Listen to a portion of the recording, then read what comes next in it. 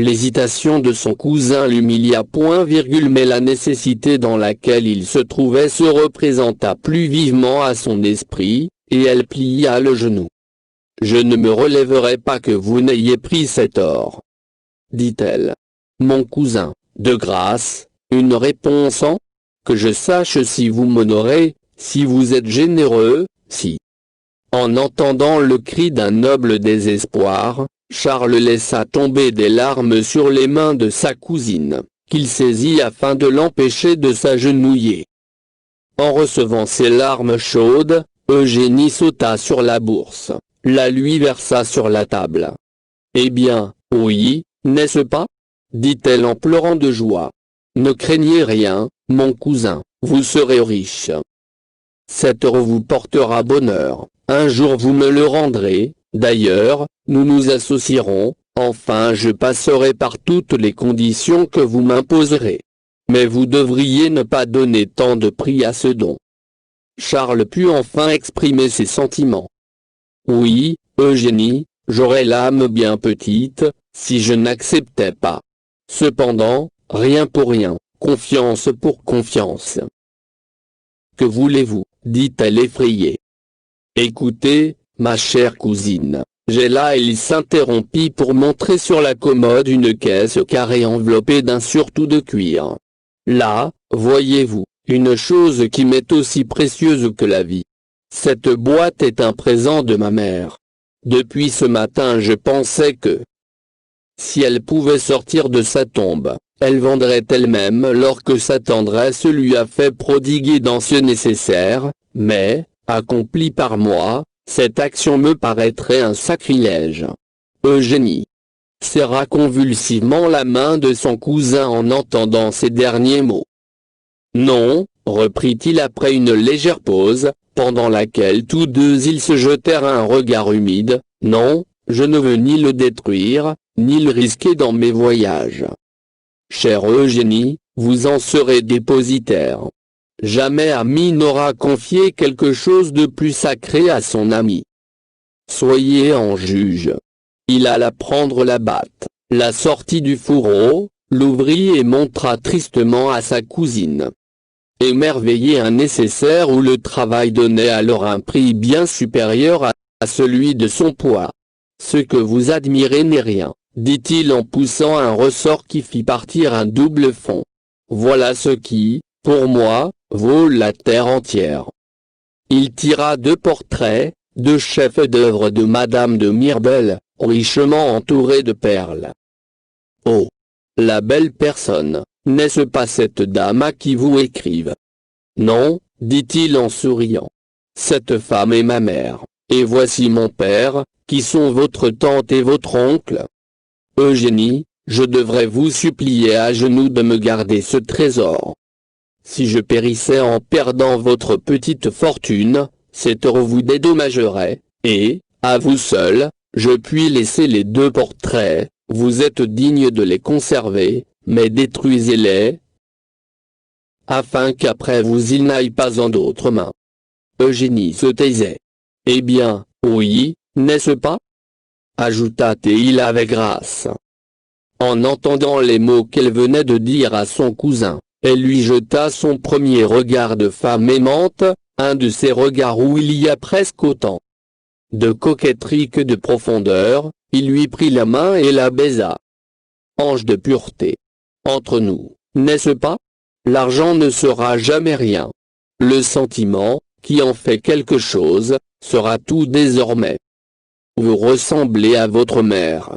Avait-elle la voix aussi douce que la vôtre? Oh, bien plus douce. Oui, pour vous, dit-elle en abaissant ses paupières. Allons, Charles, couchez-vous, je le veux, vous êtes fatigué. À demain. » Elle dégagea doucement sa main d'entre celles de son cousin, qui la reconduisit en l'éclairant.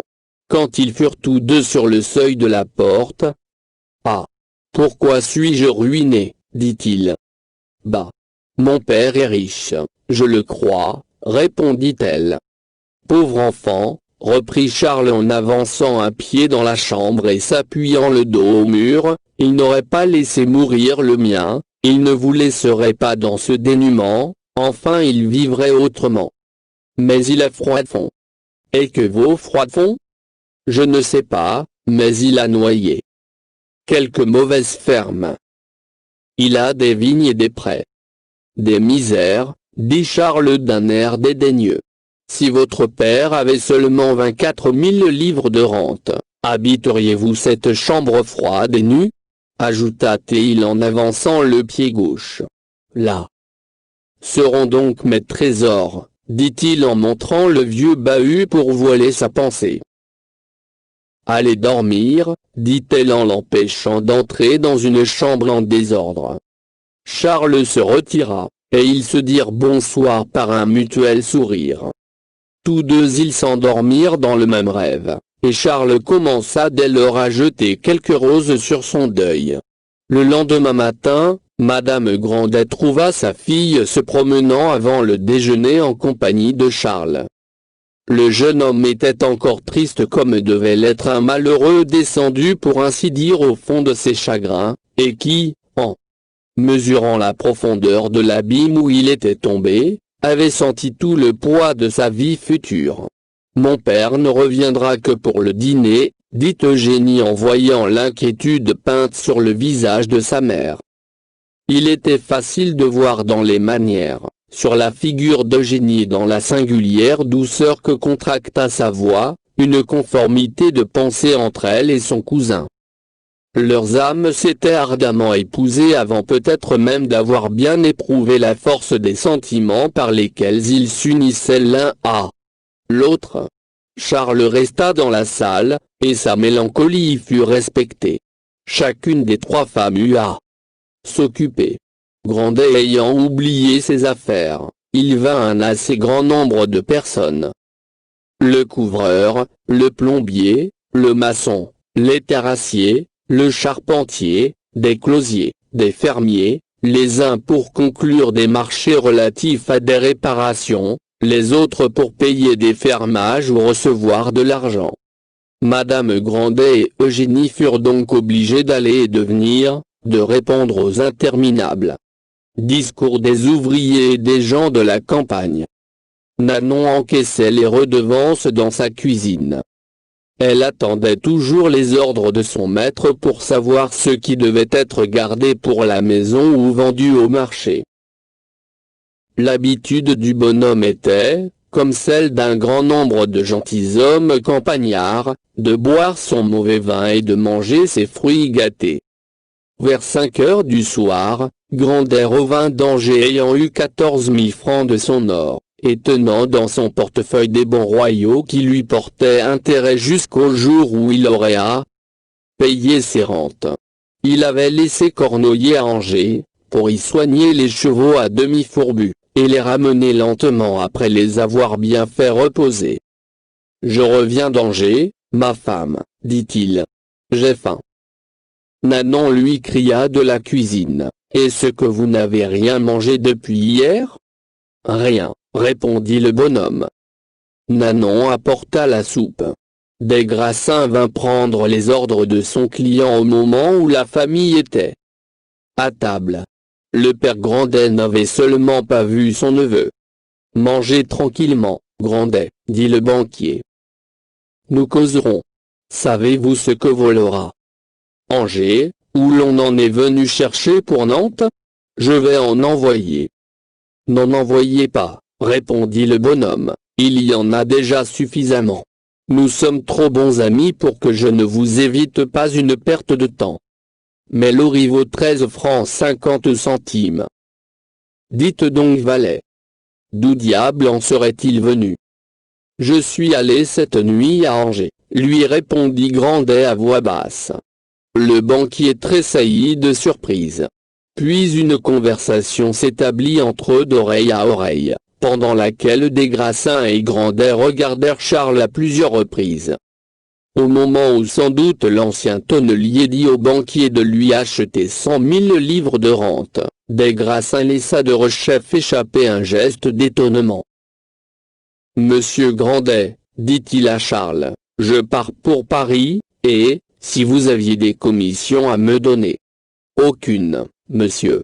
Je vous remercie, répondit Charles. Remerciez-le mieux que ça, mon neveu. Monsieur va pour arranger les affaires de la maison Guillaume Grandet. Y aurait-il donc quelque espoir, demanda Charles. Mais, s'écria le tonnelier avec un orgueil bien joué, n'êtes-vous pas mon neveu? Votre honneur est le nôtre. Ne vous nommez-vous pas Grandet? Charles se leva, saisit le père Grandet, l'embrassa, pâlit et sortit. Eugénie contemplait son père avec admiration.